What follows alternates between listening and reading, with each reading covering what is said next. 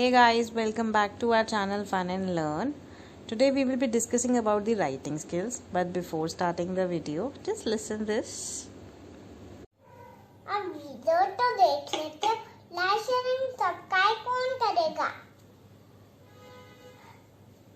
So like, share and subscribe. Okay, so make sure writing कराने से पहले आप अपने बच्चों को बहुत ज़्यादा स्क्रिबलिंग और कलरिंग दीजिए. Okay, अब इस तरीके से हम राइटिंग जब स्टार्ट करते हैं, we always start with standing line. इसमें हम बच्चों को सिखाते हैं that you have to come from up to down. हमें अप से डाउन लेके आना है अपने क्रेयॉन को. मेक श्योर आप शुरू में बच्चों को पेंसिल ना दीजिए, उसके बदले आप उसको क्रेयॉन दे दीजिए.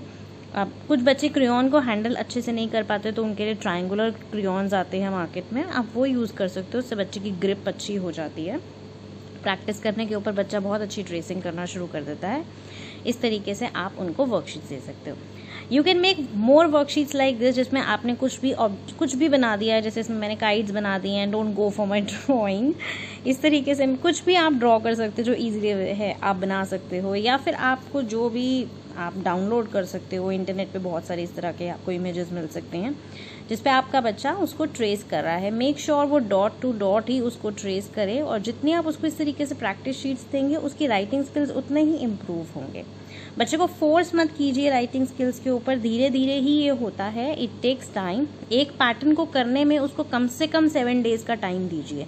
एक पैटर्न को ट्रेस करने में, उसको समझने में, और जैसे जैसे बच्चा करता जाए फिर उसको आप इस तरीके से ट्रेसिंग दीजिए. उसके बाद उसको बड़े बड़े ट्रेस करने के लिए दीजिए, और उसके बाद ऐसे 2 डॉट्स उसको बना के दे दीजिए जिसमें वो जब उसको आराम से उसको वो ज्वाइन कर लेगा जब वो पूरा कॉन्सेप्ट स्टैंडिंग लाइन का समझ जाएगा. Like this.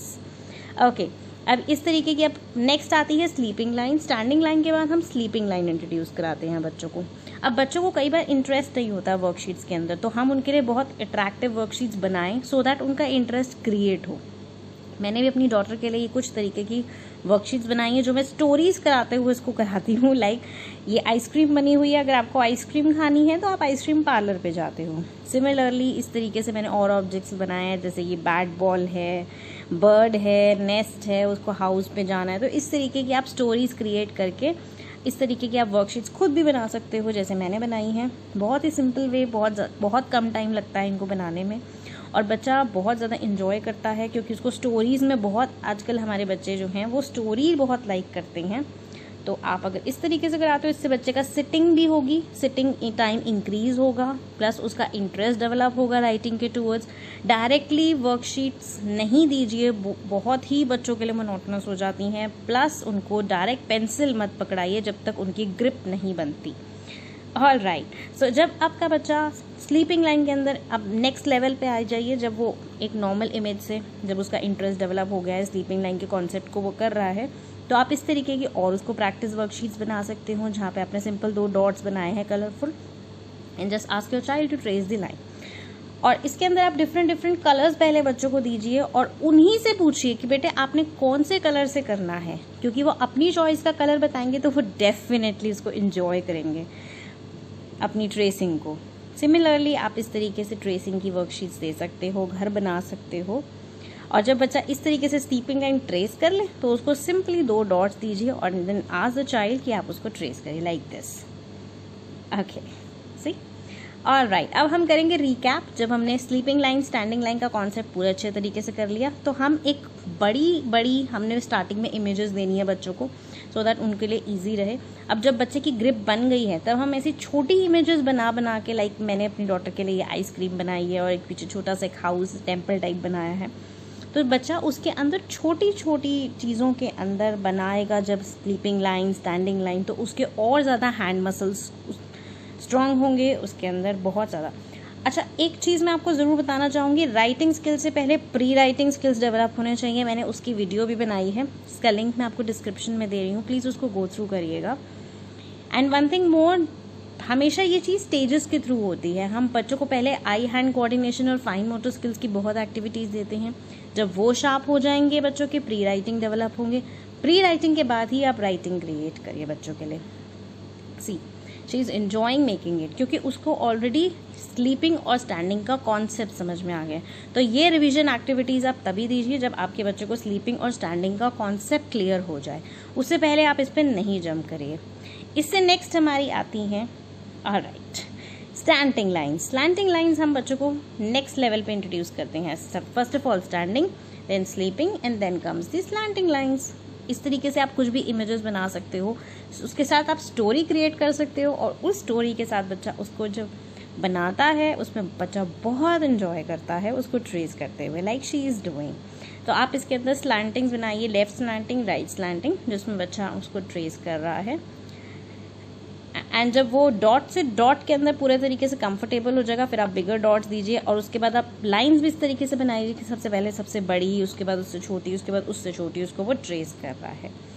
ये उसकी और प्रैक्टिस वर्कशीट है। जब आपका बच्चा स्लैंटिंग लाइन के अंदर कंफर्टेबल हो जाएगा, जब उसको बिना, आपको लगेगा कि बिना स्टोरीज के now the child is enjoying it, तो आप उसको इस तरीके की स्लैंटिंग लाइन की वर्कशीट्स और ज़्यादा दे सकते हो प्रैक्टिस करने के लिए। Make it more click, make more colourful, make it creative as much as you can, क्योंकि आपकी क्रिएटिविटी आपके बच्चे का इंटरेस्ट डेवलप करेगा और कुछ नहीं है। जितनी अट्रैक्टिव होगी, कलरफुल होगी, उस बच्चे को उतना ज़्यादा उसको करने में इंटरेस्ट आएगा, क्योंकि इतने छोटे बच्चों का इतना जल्दी वो उनके सिटिंग नहीं होती है, कॉन्सेंट्रेशन बहुत जल्दी लूज होती है।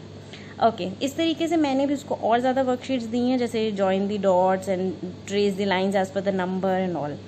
जब हमारे सारे स्लैंटिंग लाइन, स्लीपिंग लाइन और स्टैंडिंग लाइन, ये तीनों कॉन्सेप्ट क्लियर हो जाते हैं, फिर हम अपने बच्चों को एक बिल्कुल ब्लैंक शीट के ऊपर जो लेटर्स होते हैं उनको ट्रेस करना शुरू करते हैं। अब ABCD से हम ट्रेस ना कराएं, ज़्यादा बेटर रहेगा, बच्चे के लिए भी समझना बहुत ईजी होता है, क्योंकि उसने पहले स्टैंडिंग, स्लैंटिंग लाइन, स्टैंडिंग और स्लीपिंग लाइन्स खरी होती हैं। तो इस तरीके से आप उसको रफ शीट दीजिए and always start with the letter L। बहुत बच्चों को ईजी रहता है इससे फॉर्मेशंस करने। अब लेटर L के लिए आप उसको कोई भी ब्लैंक पेपर दे दीजिए, उसको कोई लाइंस नहीं देनी, कोई 3 लाइन नोटबुक नहीं देनी है, उसको पहले फ्री तरीके से फॉर्मेशंस करने दीजिए। आप उसके लिए इसके अकॉर्डिंग आप शीट दीजिए, ब्लैक बोर्ड आता है छोटा सा बच्चों का, स्लेट्स आती हैं, आप वो दे सकते हो जिसमें बच्चा फ्रीली कर सके उसको। हमें उसको पहले लाइंस में नहीं लाना है, पहले वो फॉर्मेशन करे। देखिए इस तरीके से फ्रीली बिल्कुल छोड़िए।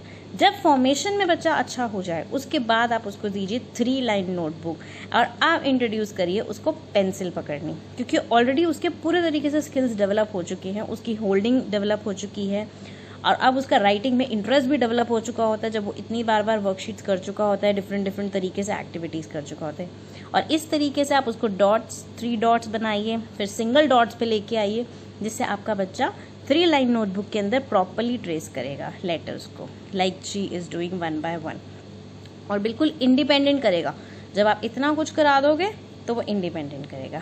Okay, so thank you so much. Please don't forget to like, share and subscribe our channel for more videos. Thank you, bye bye.